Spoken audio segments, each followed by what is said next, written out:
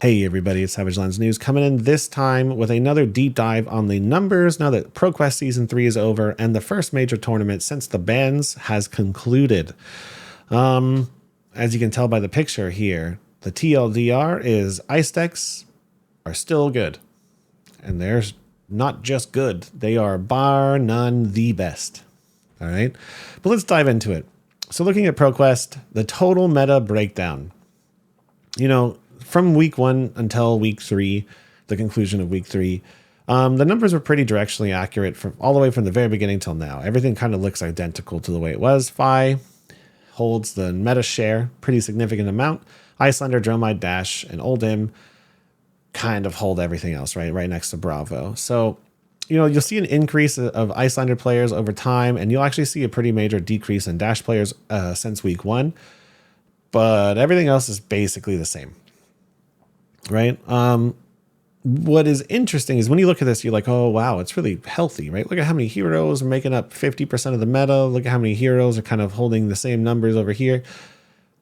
It doesn't look as pretty the further it goes, all right? So let's take a look.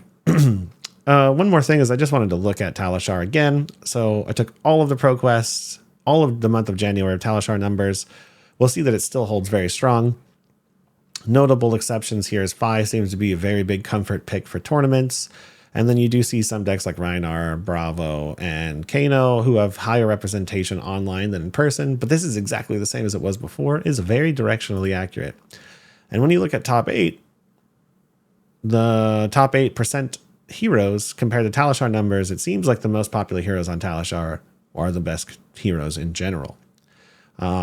Obviously, a little bit of drift on the bottom tier heroes because people like to play them. They're their favorite hero. They don't want to bring them to a tournament, but they do play them online. So that's, you know, they're really the only place we see a big divergence. Now, when we look at ProQuest Season 3 top 8 breakdowns, here's where it starts painting a little bit more of a clear picture, right? Fi, 18%, Icelander, 13%, Oldhim, 12%, and Dromai, 7%. Dromai is just got to be a really popular hero. Meta does not seem to favor her very much, and she shows up everywhere. So interesting, right? But you're going to see that a lot of the ice decks are now ice decks and Fi kind of holding up a huge part of the meta. And then everybody else is starting to squish into this tiny little pool over here, right? Conversion is where it paints an even more interesting story, right? Oldhim, Icelander, Fi dominating the conversion. Honestly, Icelander and Oldhim more than double basically the conversion rate of Fi. So ice decks are having an enormous conversion rate. Dash is not converting very well, and then you basically have everybody else falling into this little pool right here, and then unfortunately our sad bottom tier here at the bottom, not converting at all. In the original video, I left the solid choices and the possible dark horse decks here on the side. It turns out that Oldhim, Icelander, Fi, and Dash continue to be the best decks from immediately from week 1 all the way to the end of week 3.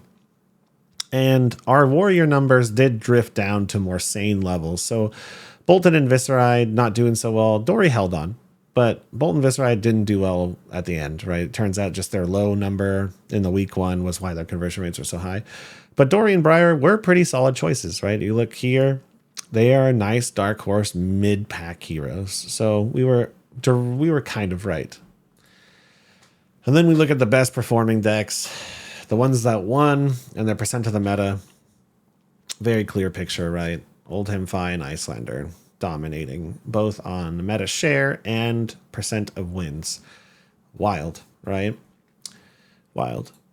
So, as you all know, most of you know, there was a series of bans that targeted very specific heroes, namely our 2 ice juggernauts and Fi, with, you know, it hit a little bit of Runeblade with a belittle ban too, but huge bans towards these ice decks. We had our first major tournament. Let's see how those bans held out. So when you look at the meta share, enormous spike in aggro decks. And Dromai. Don't know why Dromai's there. You would think that with her 2 biggest victory or highest performing deck hits Icelander getting nerfed and Oldhim getting nerfed, you'd think the Dromais would be a little bit afraid to bring her out into a field of aggro decks, but they were not. Briar making up nearly 20% of the entire meta. Dromai 11%, Fi 10%, Dash 10%. That's a lot of aggro decks there, right? Very, very small amount of ice decks, though. Icelander 5%, Oldhim 6%. You can't even really see Lexi, or 7%. So a lot of people jumped ship on these ice decks, went straight into the aggro decks and Dromai. But when it comes to day 2, aggro decks are holding on. Nearly 50% of the meta was aggro decks. That's a huge amount of day 2 conversion for aggro decks. But what's crazy is ice makes up nearly the remaining 30%, and then everybody else is jammed into this tiny piece of the pie, right? Briar is just an enormous percent of that day 2 spread, right? But then when we look at conversion rate, just looking at the data a little differently, you'll see a very, very clear trend.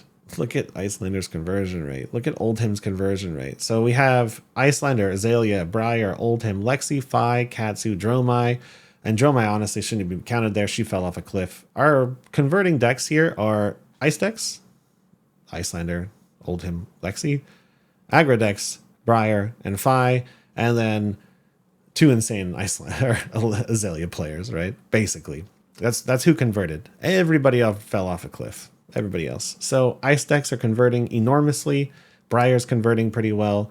And Fi is struggling, but is holding on a little bit to that conversion rate percentage. But then when we look at top 8, yeah, one aggro deck made it. Of nearly 50% of the entire hero pool of this calling event, one aggro deck made it. 7 ice decks made it. And 0 other category decks made it into top 8. So your conversion rate on ice decks is enormous compared to the aggro, right? Ice decks have a significant conversion rate here. It doesn't even come close, right? Not only were they some lower represented than the aggro decks by almost 20%, they're not, they have 7 out of the 10 out of the 8 spots. It's nuts. So what does this all really mean? Well, this could be one of the hardest metas to counter in Fab history. I mean, maybe an over-exaggeration because we had the Prism Chain Starvo meta that was pretty hard to hit.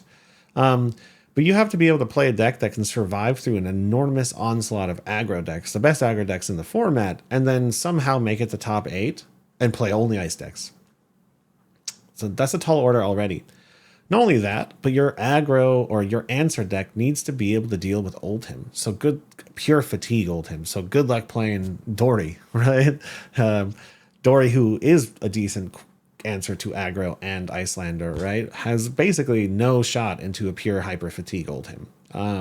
So you're gonna see that a lot of these like mid-range counter decks, they don't have the tools to deal with fatigue, ice, and aggro, right? So, it's it's only the first event, but this is kind of crazy, right? The amount of nerfs that ice took and how little they seem to care about those nerfs is insane. So I'm really looking forward to this next set to see what that brings, right? We need some spice here, something to shake up these ice decks, something that can deal with maybe a little bit of the fatigue and aggro decks. We'll see. That's a tall order. But yeah, have a great day.